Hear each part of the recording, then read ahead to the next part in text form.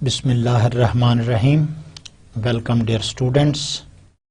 We are planning to go through this course, and we are talking about the planning, that what is the planning, how planning is important, how the planning should be made. There in the previous lecture our discussion was that what is the planning, what is the meaning and definition of the planning, and we talked about that what are the different steps involved. In the beginning I started that the planning is the half done of the work, and Pakistan and all other developing countries that are not as much developed as their counterpart or the developed countries, the only and the fundamental reason behind this is that they are misplanned. So every time when we talk about to handle any of the problem, we say that we need some of the planning. The same happened with the Pakistan since its inception in 1947. Till today, we are not in a better position to plan. There could be many reasons for this. For example, not a good planner, no information, not the continuation of the plan. So all these led towards the deterioration condition of the general public, and we are suffered from the poverty, low literacy, low living standards, and many other economic causes for this. How the economic planning can be done? It is a stepwise procedure. Not necessarily that every time we follow this. These are not rigid and rule of thumb, but at the same time these are the general standard. So it is better to start from the identification of the issue. If we diagnose the disease in as quickly as possible and as correctly as possible, it means we are going to devise a very good solution for this disease. But on the other hand, if we are unable to diagnose, then there could be hit and trial method, and the patient is fortunate if he gets the true medicine for this. Same happened with the country like Pakistan, that we tried hit and trial, and ultimately we led towards not the required objective, and that's why here we are at the critical stage of our economic history, that we have larger debts, we have rising fiscal deficits, higher inflation, falling value of the rupees, and many other economic curses and causes for which we are suffering from.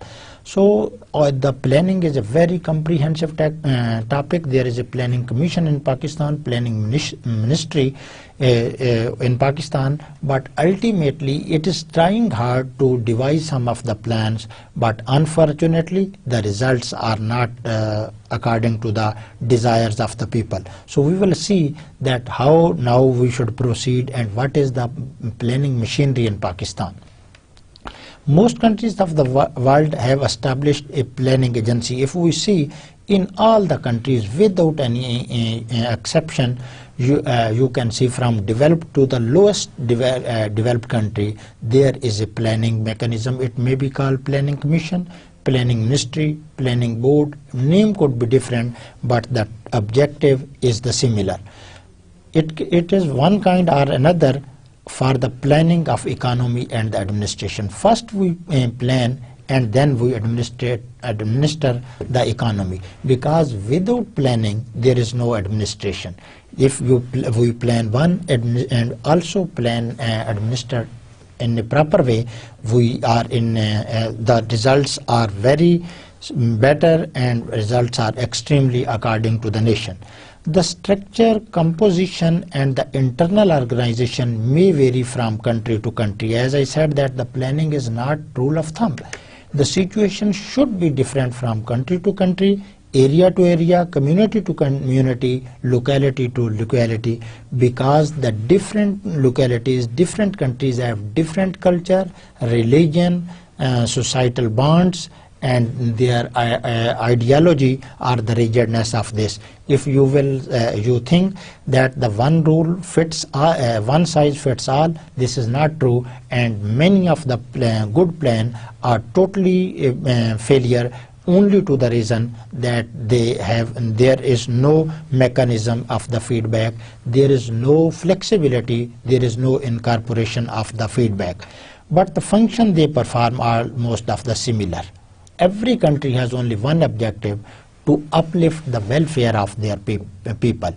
No country cannot say that they are not inclined or they are not focused on the uplift of their people.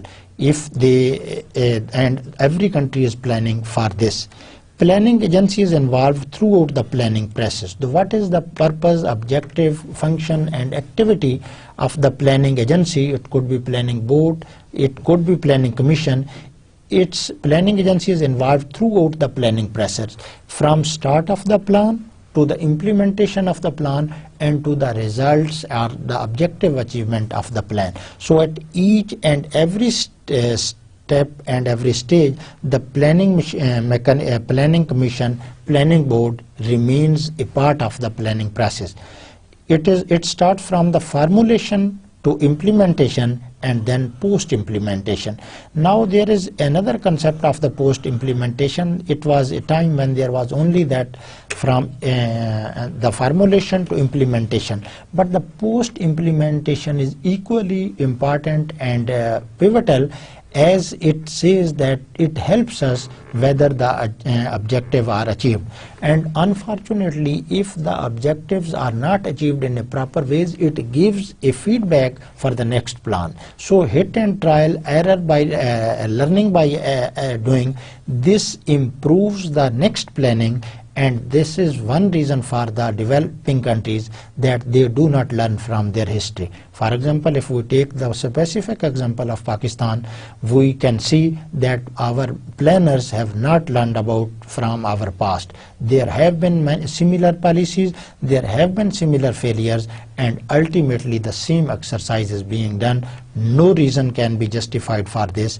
What is the reason? There could be any of the limitation for those people. They know better, but being as analyst, we can say that there have been the similar policies, just big policies, big name, but ultimately delivery to the people or to the delivery to the public was very poor. Head of planning agency vary in different government system. Ultimately, if there is the elected government in Pakistan, there is the planning minister for this, but if there is the other mechanism, then there is the planning chairman and whatsoever.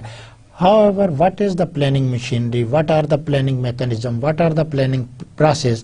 The ultimate and the sole objective is to improve, or you can say the best utilization of the resources. The optimal use of resources is the only way out to deal with the scarce resources and to achieve the highest possible objectives. Staff of planning is selected from variety of specialists and journalists. The planning commission is consist of different groups, and all the work is not being done by one person. So there are very few all-rounders, but there are many specialists. Some people are just making the macroeconomic model. The other people are providing the analytical tool for this. The other people are giving the policy language to us all this exercise. Then there are a group of people who ultimately frame the objective on the basis of the information collected, and ultimately there is the machinery mechanism that try to implement this, and also the people or the group are available that does the post evaluation, that whether the objective were particularly achieved, half achieved, full achieved, or the other level of achievement.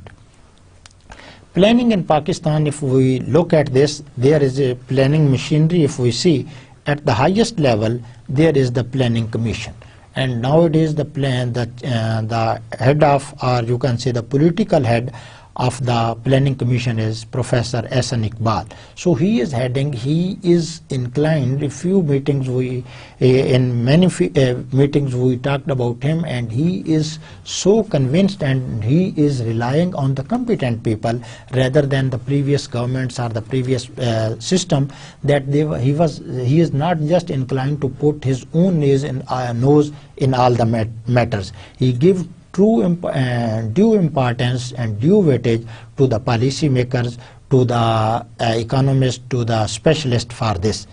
And there is the Planning and Development Board. At the highest level is the Planning Commission. Planning and Development Board, it is similar that there is the secretary, and then there are the lower people that are there to help the secretary to complete his process. So they are on the back end call of this. So the Planning and Development Department or the board, these are the part, or you can say in the control of the Planning Commission, and Planning Commission gives instruction to these Planning and Development Boards. And if we see at the district level, we see that there are the Zilla Council. So Zilla Councils, that are the district councils also, they are taking the responsibility of the planning and implementation. Planning doesn't mean that they are just planning on their own self. They are getting the instruction of the Planning Commission of Pakistan, and according to this, they can change the plan up to some according to their jurisdiction, and this could be, and then they can implement for this. This was just the framing and the formulation of the planning of this. Then there is the sanctioning machinery that ultimately says yes, give green signal and approves that this is now feasible. So at the federal level, it is the National Economic Council that approves all our projects. For example, if planning machinery says that there should be a 4 or 5 line motorway from Islamabad to Karachi, definitely there will be lot of resources required for this purpose. So who will give the approval of this? This whole planning or this whole PCO will go into the National Economic Council. If it approves, it is well and good, and if it suggests some of the modification into the plan, it could be reconsidered. Then there is the ECNC, that is the Executive Committee of National Economic Council. So this is the National Economic Council. So this is the Executive Committee. It means they are the implementer. So from the National Economic Council, that is the journal of that is the composition of the journal people. There is the specialist, that the ECNIC, Executive Committee of National Economic Council. CWDP, this is the Central Development Working Party. This is further bifurcation of the National Economic Council, that this is the Central Development Working Party. Not only there is the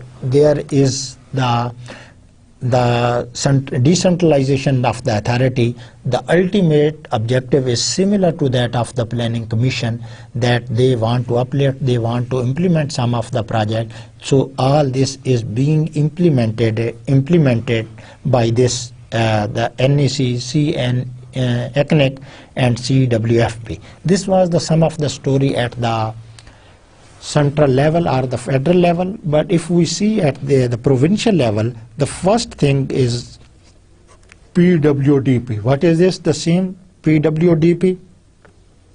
This is the Provincial Development Working Party Departmental Subcommittee. Then there is further decentralization, mechanism of this, that there is Departmental Subcommittee. So at a large level, at a broader sense, there are the boards, the commissions and this, and ultimately they have its wings, and they have to implement their policies through these wings.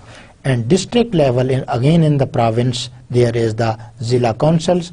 And if I would like to draw your attention, that according to the 2000 devolution plan, these Zilla councils are more powerful as compared to the previous one. They can make their own budget, they can generate their revenues. It means if they have the control over the generation of the revenues, they can spend this money according to their own wills. It means that they can have contribution towards the planning or the policy. Development planning over the history.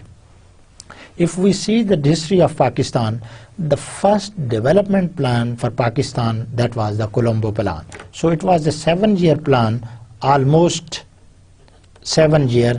In the second or third year, it started from 1951 and it was designed to have 1958, but it was not implemented. It was not completed because there was the interruption from the army side.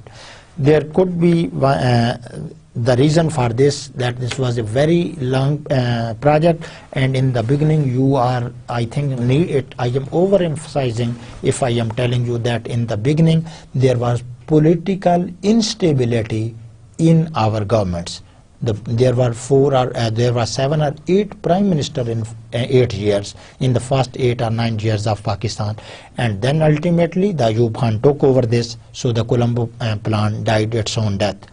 First 5-year plan, it was planned from 1955 to 1955 to 60. The year could be, you can say, the 1 year high or low. As I have not the complete, you can say, the accuracy of this, you should be only aware of the first 5-year plan. The second 5-year plan is the more important. In the history of Pakistan, the second 5-year plan, again the not success of this plan was again the political instability. As I am telling you that the policy maker were not sure of their tenure, so there was break of the policies, that there was no continuity, that we talked in the previous lecture, that there are some of the principles of the planning. The second 5-year plan is remembered in the history of Pakistan that this was the most successful plan in Pakistan. It was in the 60s, and its success was due to Green Revolution, and this is the agriculture. So in this, the Ayub Khan is remembered for this. The due credit should go to him, that according in his era, this was the most successful. The income rises, although there was high income inequality, but at the same time income increased the people, and the agriculture products were very high, the agriculture growth rate were very high. This is called the golden era of Pakistan, and on those days it was on the way that the Pakistan could be the Asian tigers if Pakistan continued to grow at this pace. So this was the massive growth in this second 5-year plan. Third 5-year plan, as you know, after each 5-year plan there were plans, then there was again political instability. Ayub Khan has to leave the charge of the country, and ultimately by some of the, you can say, the sazish, he gave this to he handed over the charge to the Yahya Khan. And what did the Yahya Khan? The country became 2 countries emerged from one country, that was the East Pakistan. It became the Bangladesh. This was the third 4th 5-year plan, again, as there was the West Pakistan, now Pakistan. It after 1975, 4th 5-year plan, again the reason for its failure were the easily said reason for this, that the intervention from the military in the 1977. However, the Bhutto has first 5-year in which he completed this, the 4th 5-year plan, but he could not achieve the true economic goals of the nation. 5th 5-year plan, 6th, 7th, 8th and year, I would like to sum up all the problem of 4 or 3. The first is the dictatorship. Why these were? No 5-year plan was fully implemented and the objective were fully achieved. However, the second 5-year plan, we can say that this is the figure among all the zeros. ये जो है वो कुछ comparatively बेहतर था. तो उसमें क्या था कि dictatorship जो है, dictatorship was the one of the reason. The other could be the not continuity, or you can say incontinuity of the plan. The other could be, what could be? The third was this, that over ambitious targets. Our policy maker was in the view that if we will set high standard, we will be achieving these easily. But it did not prove well, and every time we were well short of our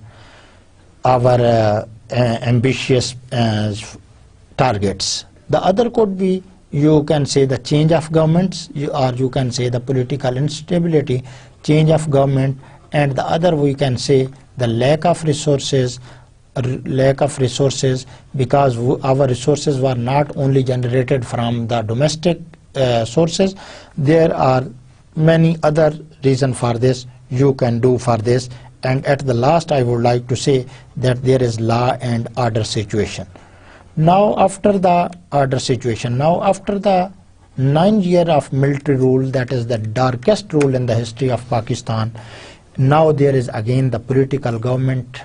After there was the political government, and in the history of Pakistan it happened for the first time that the transition of the government was democratic to democratic one. And this government has given a plan of that is called the Vision 2025. And what is this 100 plus? There was a 100 plus conference, and more than not the 100, 1000, more than 1000 PhD scholars were invited to just participate in the conference and design.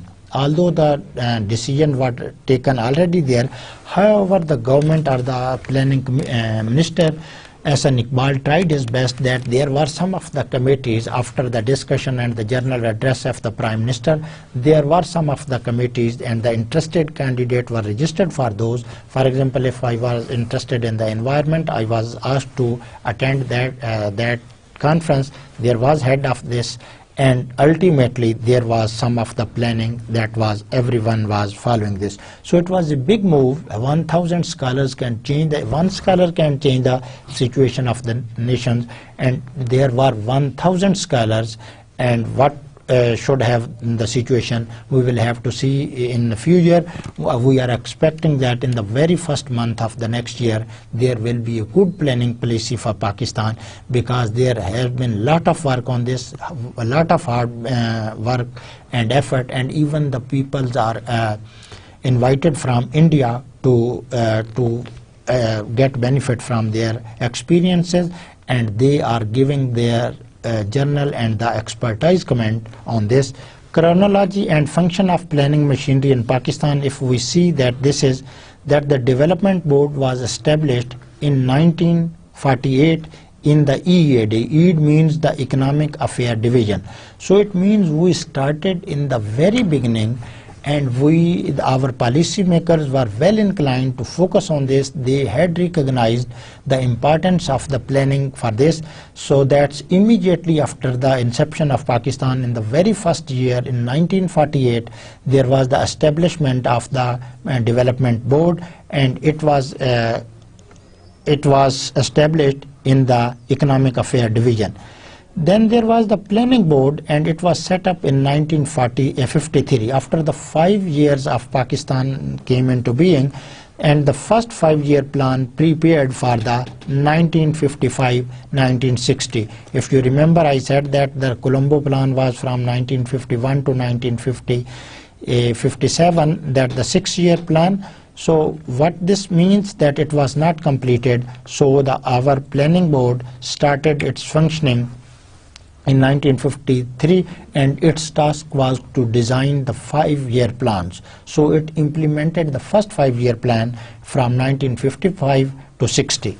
Then there was National Planning Board. Immediately it means the recognition of the importance of the planning was well clear to our initial policymakers and the political masters, but unfortunately this situation could not continue over a longer period of time, and ultimately the results are obvious from each and everyone.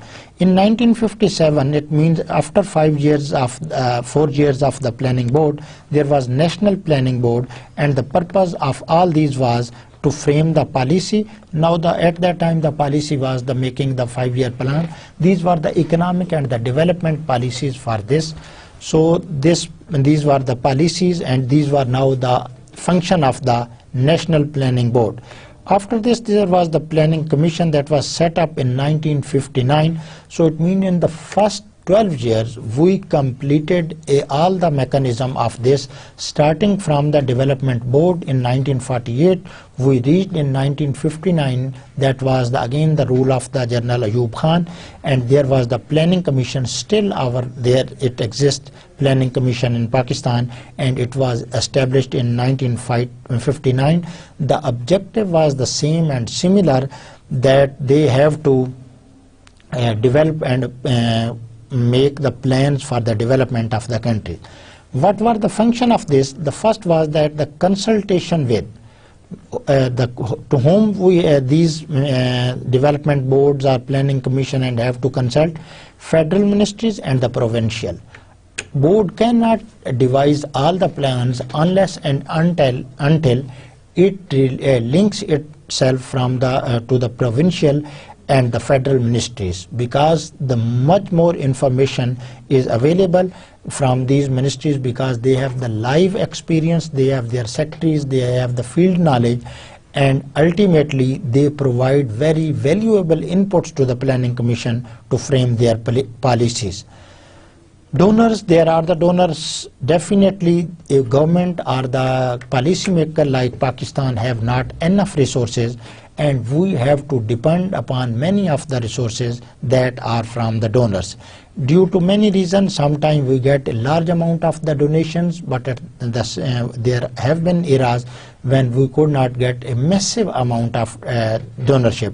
However, a significant part of our budget is dependent upon the donors. If they provide well in time, that is a rare phenomena, we are able to complete some of our project. But if they do not provide, and ultimately the country suffers, and then there are development cuts, when the resources are very easy to cut from education and health, because they have not the direct impact on the welfare of the people, because education's results and health results appear after several years, and ultimately they have to cut the expenditure. That's why if we see the history of Pakistan, the percentage of GDP that has been spent on the education and health, it is much less as compared to the not only the developed but also the developing nation.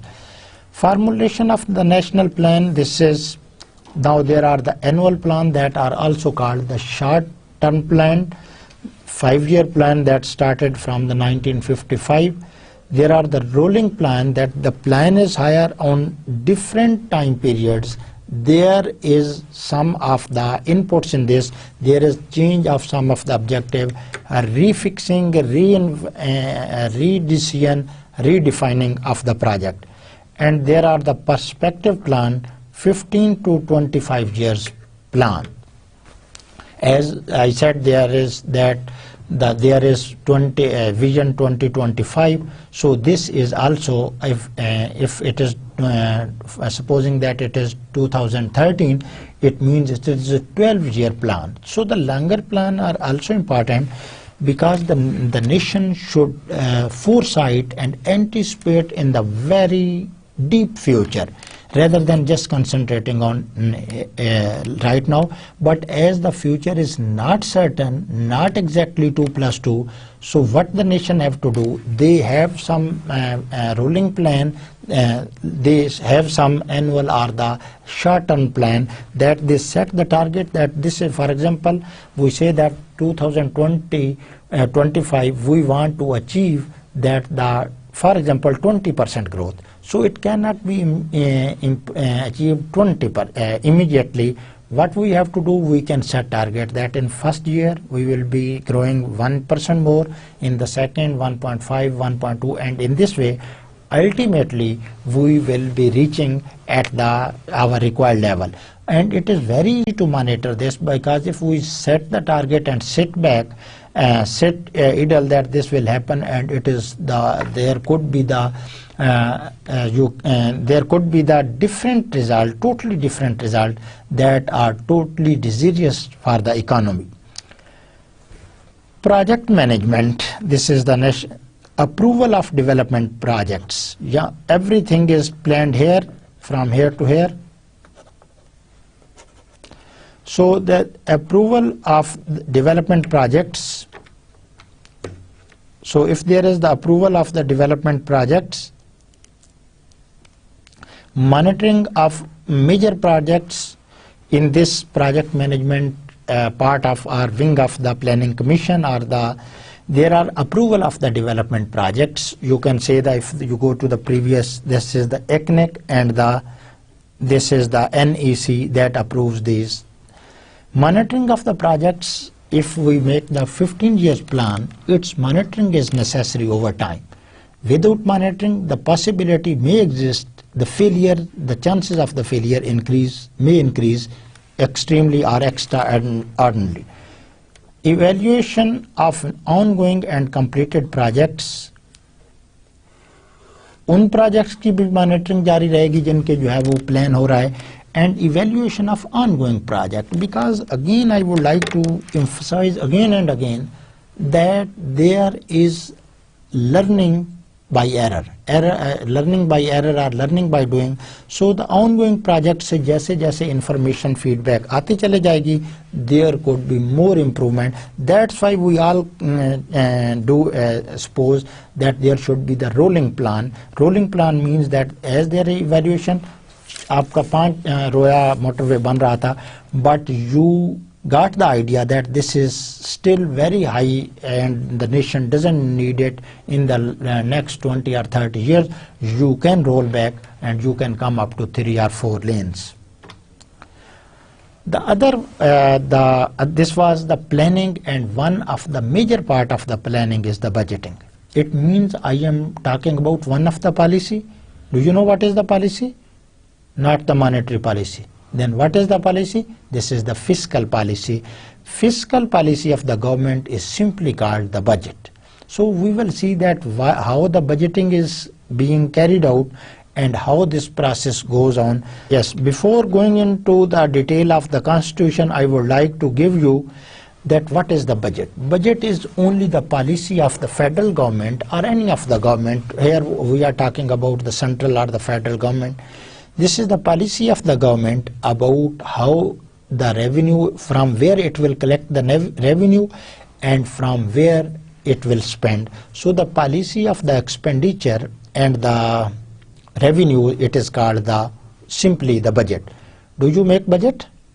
Yes, you make budget on daily basis, on weekly basis, on monthly wages. For example, if your father is a government servant, definitely you will be getting salary. Supposing that you have no other source of income, you are supposed to get income on the very first week of every month. So you are now, if I suppose that your mother is the finance minister and most of the time they have the powerful entities of the family structure, so they have the control on the resources that are drawn from your father. So we suppose, and I have the experience that the women are good finance minister as compared to the men, because they have only one activity of this, and the father or the other family member that are the male, they have to arrange many of the activities, and they also get rid of this by handing over this profession or this ministry or the portfolio to their wives or your mothers. So but there is very, very interesting difference between an individual budget and the public budget, that is the government budget. Can you tell me? I am sure that you are in a position, so I will be just explaining 1 or 2, 3 or 4. The first is that when an individual make its budget, it first keep in mind its income and then decide for the expenditure. Very interesting. When you make your budget, first you see your income. If it is 50,000 per month, you will be making budget that your expenditure should not exceed 50,000 in the normal condition. Unfortunately, there is disease or whatsoever. We will see that how in this situation, how we supplement our budget. On the other hand, the government first estimates its expenditure and then try to generate revenues. For example, first government estimate, for example, we say that for the 2050, government estimates that there will be $10 billion expenditure of the government. So now government will think that how much resources will come from the taxes, how much from the donors, how much from the other sources, how much from the X source, Y source, and ultimately the budget is the balance sheet, and both the expenditure and the revenue side should be the equal. So this was the first fundamental difference between the individual budget and the public budget. The second is the public budget is kept under record. There is a record of the public budget. For example, if you ask me that I should present the what was the figures of the 1947 budget, I will go to the planning ministry or the finance ministry and I will ask them for the economic survey of 1947. If I get, fortunately I should get, because there is the record keeping in this ministry, you will see that there are the facts and figure available that how much we had revenue at that time and how much we have the expenditure in that time and what was the deficit. But on the other hand, an individual doesn't keep any record of its budget. If I call you, if your father is supposing that 60 years of age, if I ask him to bring the budget of 2000, I am not sure that he will be able to bring this, that 2000 February month, this was the budget. So the second difference is that there is record keeping at one side, on the other side there is no record keeping. The third interesting budget, difference between is that the government publicize its budget. खूब जो है वो print and electronic media, they publicize their budget that the government is spending on education, health, so much money, and there are huge debates on this. But on the other hand, the individual budgets are not publicized, and we even keep these quiet and we do not share it with the other people. For example, in any of the month we have 10,000 deficit due to any reason, we will not tell other people that our budget is in the deficit. However, there are some exceptions that you are sharing with your friends, family members, friends and colleagues and the other one. Another difference I would like to mention is that when the government has the budget deficit, government have different source to fulfill. The first source is the government can increase the tax. The other is government can borrow from banking and the other foreign countries, foreign institution like the Bretton Woods system, IMF and the World Bank.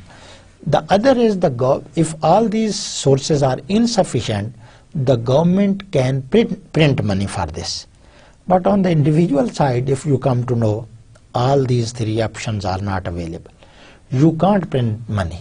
You have no machine to print Pakistani rupees.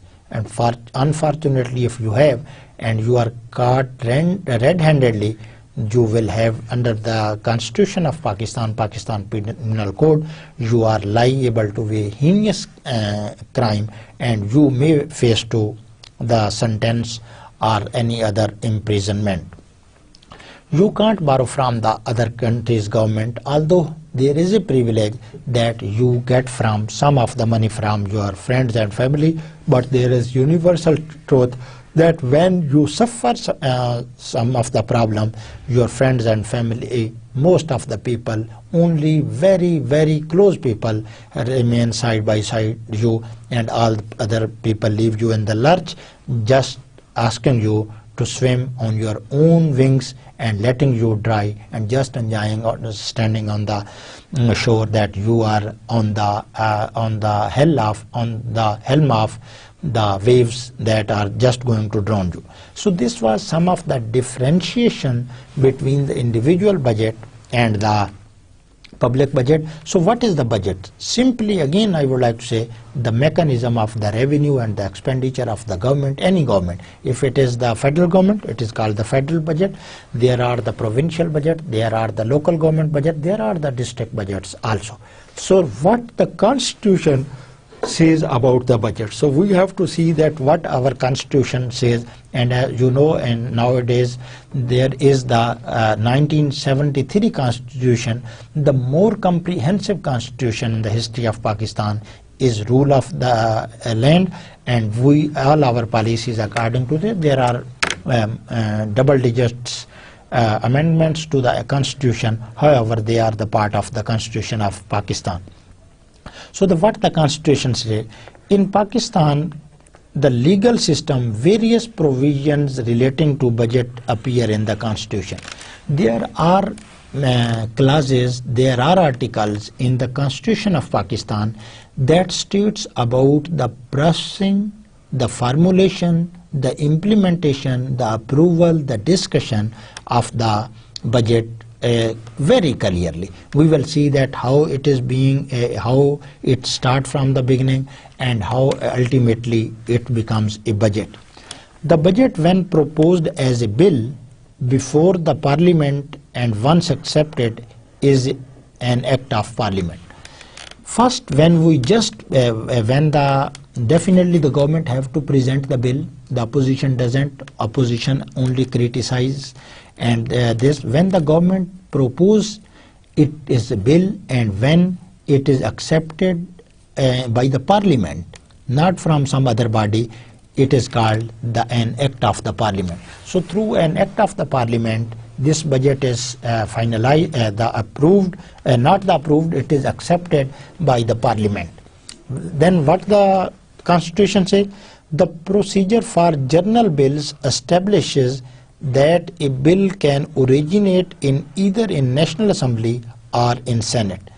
All the journal bills there's the provision that it depends on the government, that whether it originates any of the bill through the upper house, that is the Senate, or the lower house, that is the National Assembly.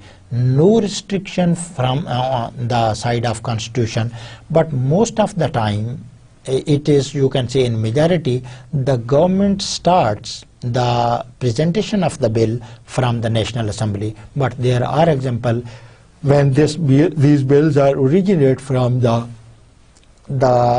is called the Senate. Once passed by the house in which it originates. For example, if it originates in the National Assembly, if it is passed, then it is moved towards the other house. It is transmitted to another house, and the vice versa situation. National Assembly ने इसको pass किया, it will go to the Senate, and if it was originated from the Senate, it will come to the lower house for you can say not the approval, true words, that for the acceptance, whether they accept it not. Over time there are huge debates on the budget. Each and every clause of the budget is discussed, and let's see that how this. And if passed without amendment, is passed to the president for the approval. बड़ा आसान इसका mechanism आइन जो है वो देता है. It can be originated, the government can originate, or the party in power can originate these bills from any of the house, upper house and the lower house. We suppose that it is originated from the National Assembly, the lower house. As National Assembly accept this bill, it will immediately be transferred towards the upper house for the acceptance. There will be debate for some specific days, and then if it is passed, then it is sent towards the president for the final approval. The president is bound or must give his approval within 30 days. पहले में शर्त क्या कि it will be sent towards only president when it is accepted without any of the amendment. If there is amendment, it will be just circulated again, it will be reframed, and then it will be again passed and it will be sent towards the president. So under the current scenario, the president is bound to give his assent or the approval or the disagree with this in the 30 days. So what is this? If he disagrees, the bill comes back to the parliament, but again if parliament send it back to the president, he is bound to sign it. There is no other option. And it is a very rare case. No, you can't find a significant example of this. And this is the beauty of the democratic system, that as bill is passed toward the president, that has no power, that is only the constitutional head of the state. He is bound to do this. Most of the time he does it he or she does it in the 30 days. Once it receives presidential approval, it becomes a law. It started from a bill, it became an act of parliament, and when the president finally gives its approval, he puts its signature on the bill, it becomes the law. Now it is ready for the implementation, and we can say that this is the approved budget of that year. Role of National Assembly. General बातें हमने कर ली, कहाँ से originate होता है, कैसे कैसे ये जो है होता है. Now we will see the role of the National Assembly, the role of the Senate, the role of the standing committee and this. Before its presentation to National Assembly, the budget is discussed by cabinet and approved, because in the National Assembly there is the opposition also. I am very impressed by this constitution, not the constitution, this the mechanism that is approved by the. So the first cabinet sits, cabinet is definitely from the government. So the government party sits and their minister sits, they talk about it, and ultimately they give approval, and they say that now it is ready to go for the National Assembly. The rules then provide that the budget shall be presented to National Assembly by the finance minister. So how this is? There is a rule that the finance minister will be presenting his bill, presenting this budget into the, that is now the bill, into the National Assembly, and you can listen in the month of June the budget speech of the finance minister on a date determined by the head of the house. Who is the head of the house? The speaker is the head of the house. In this, head of the government is the prime minister. On a date determined by the head of the house. No other matter is discussed on the budget day. This shows the importance of the budget, that when there are other bills presented in the National Assembly, any of the agenda can be discussed simultaneously on that day. But on the day when the budget is presented in the National Assembly, whatsoever the situation is, no other matter is discussed, because this is considered the most important from all other matters, and on the same day it is discussed only and separately. Then there then follow a period of at least 2 days before any discussion of the budget. Finance minister ने तकरीर जो है वो कर दी. Then there is then follow a period of at least 2 days before any discussion of the budget. Session assembly का जारी रहता है, उसमें जो है वो discussion जो है वो start शुरू हो जाती है. And for how many days? At least 4 days must then be allocated for budget discussion. So the budget discussion, as budget is discussed by article, by clause and clause, so at least 4 days, the days could be extended by the head of the house, but at least according to the constitution, there should be at least 4 days of the, for this discussion, and they must be allocated for this. इसमें आप ये देखें कि वो वहाँ कोहराम मचता है.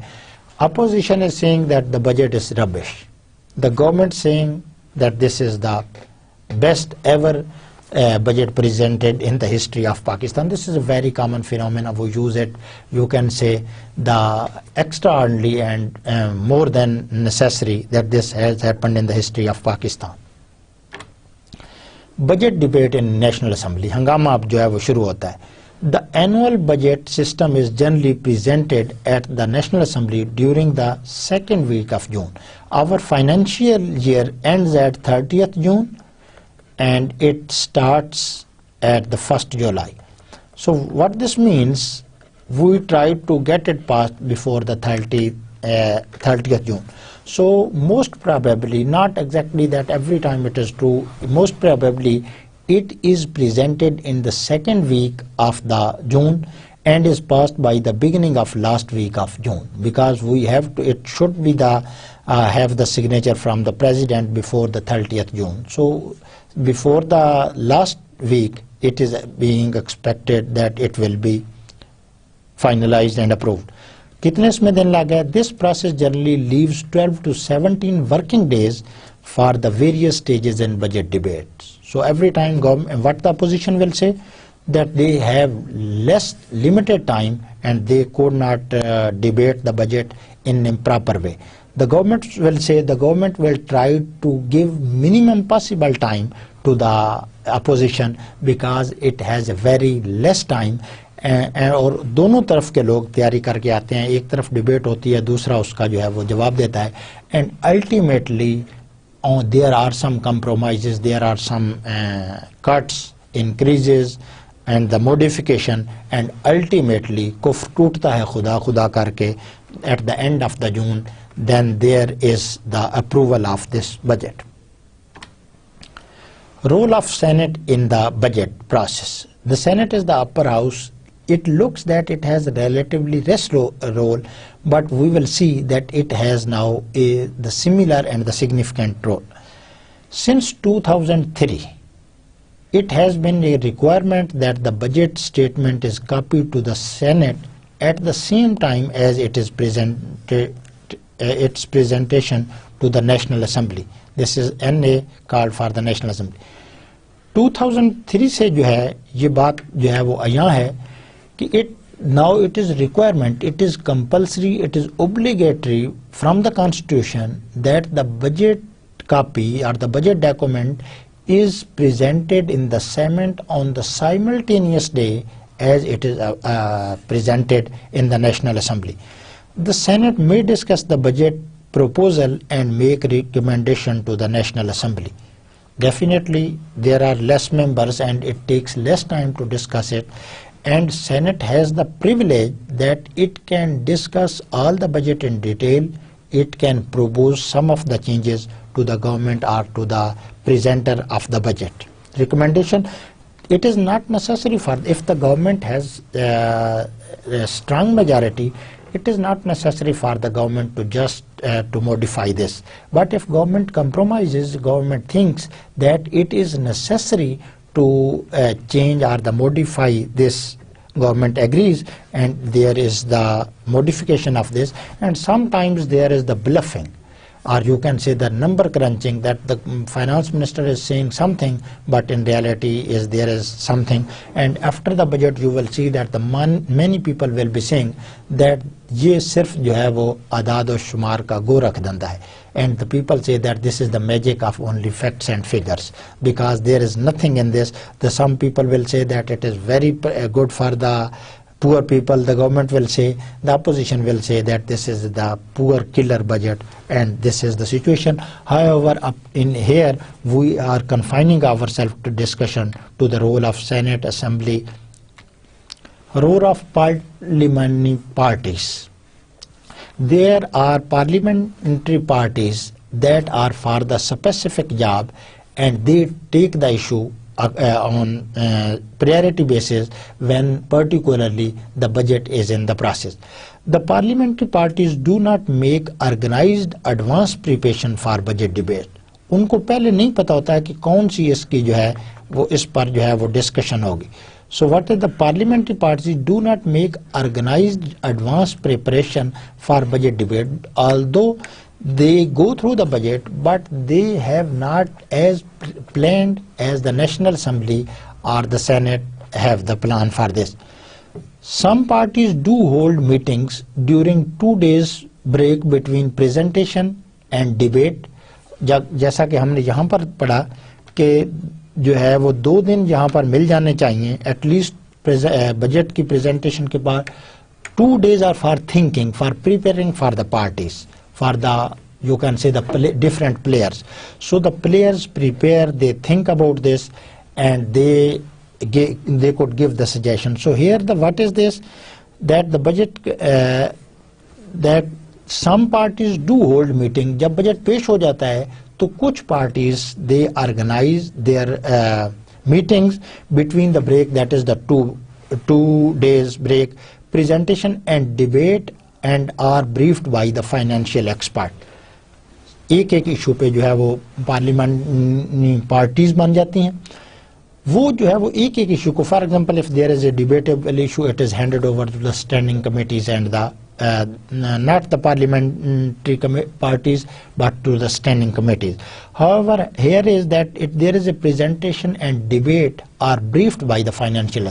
If I am head of the parliamentary parties, I will have the need to address this, to clarify my view, because I have to put in the National Assembly or the Senate. So I need some experts that could brief me the specific issue so that I could perform well in the next.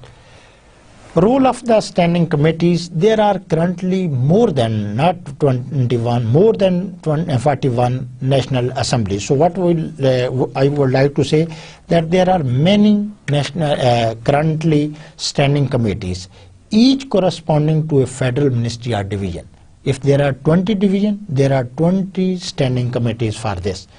However, the current structure and practice exclude standing committees from any role in budget process.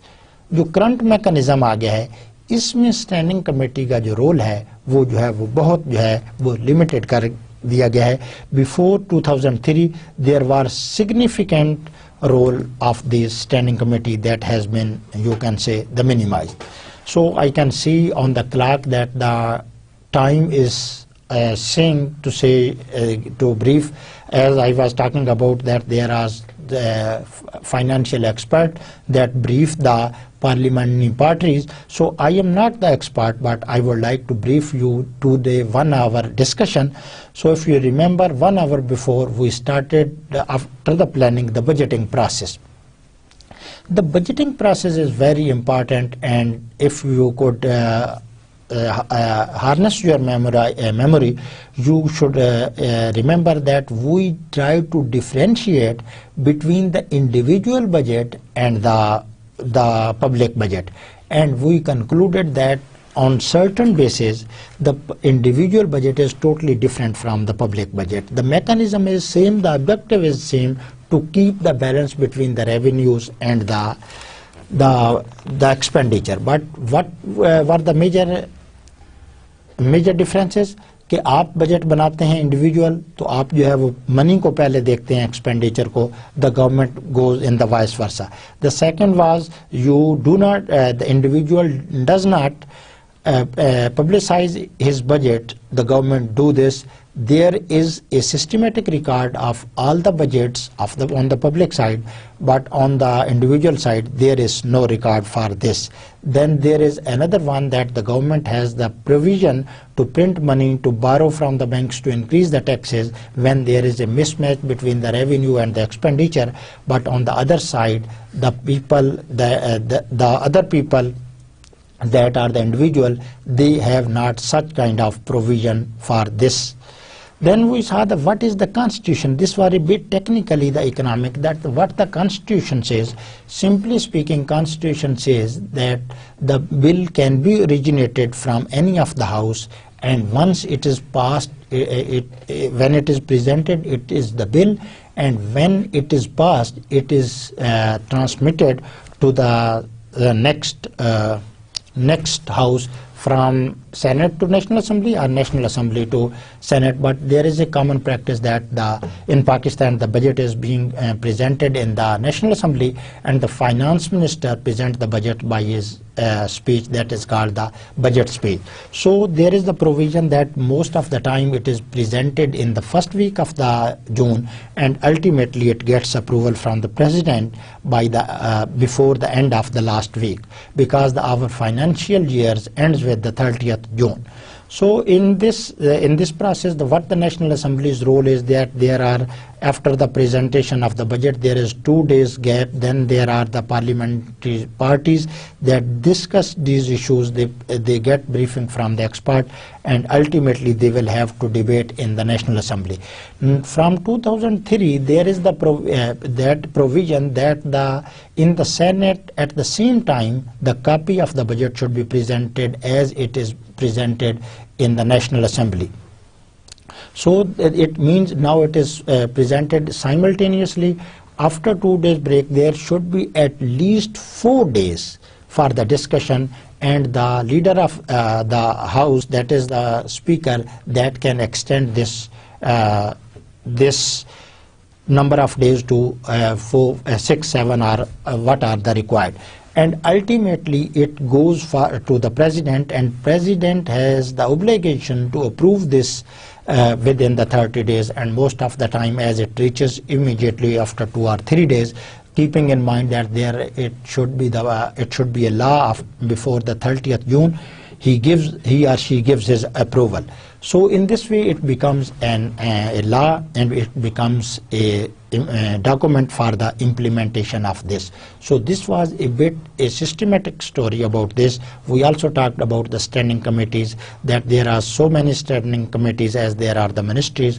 The role has been, you can say, the limited as compared to the previous one. We will start from a discussion from the pre-budgeting consultation with civil society. That is the minimum in case of Pakistan. So take care. See you next lecture.